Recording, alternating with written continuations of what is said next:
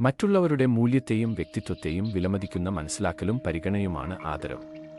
അതിൽ ശ്രദ്ധയോടെ ഉള്ള കേൾവി, ഉൾക്കൊള്ളൽ എന്നിവ ഉൾപ്പെടുന്നു. ശക്തമായ ബന്ധങ്ങൾ കെട്ടിപ്പടുക്കുന്നതിനും നല്ല അന്തരീക്ഷം വളർത്തുന്നതിനും വ്യക്തിഗത വളർച്ചയെ പ്രോത്സാഹിപ്പിക്കുന്നതിനും അത് അത്യന്താപേക്ഷിതമാണ്.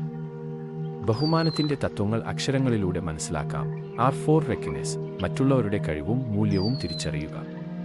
E4 എമ്പതിസ്, അവരുടെ അനുഭവങ്ങളോടും വികാരങ്ങളോടും സഹാനുഭൂതി കാണിക്കുക. S4 സപ്പോർട്ട്, പ്രവർത്തനങ്ങളിലൂടെയും പ്രോത്സാഹനത്തിലൂടെയും അവരെ പിന്തുണയ്ക്കുക. P4 പേഷ്യൻസ്, ക്ഷമയും ധാരണയും പരിശീലിക്കുക. E4 എൻകറേജ്, പോസിറ്റിവിറ്റിയെ പ്രോത്സാഹിപ്പിക്കുകയും അവരുടെ നേട്ടങ്ങൾ ആഘോഷിക്കുകയും ചെയ്യുക. C4 കമ്പേഷൻ, അനുകമ്പയും ദയയും പ്രകടിപ്പിക്കുക. T4 ട്രൂത്ത്, സത്യസന്ധതയ്ക്കും വിശ്വാസങ്ങൾക്കും മൂല്യം നൽകുക. ഓർക്കുക, നമ്മുടെ വ്യക്തിഗത കഴിവുകളെയും പെരുമാറ്റത്തെയും അടിസ്ഥാനമാക്കിയാണ് മറ്റുള്ളവർ നമുക്ക് ആദരവ് നൽകുന്നത്. നമ്മുടെ സ്വന്തം ശക്തിയും ദൗർബല്യവും മനസ്സിലാക്കുകയും അഭിനന്ദിക്കുകയും ചെയ്യുമ്പോൾ മറ്റുള്ളവരുടെ അതുല്യമായ കഴിവുകളെ അപകർഷതാബോധം കൂടാതെ നമുക്ക് ബഹുമാനിക്കാൻ കഴിയും.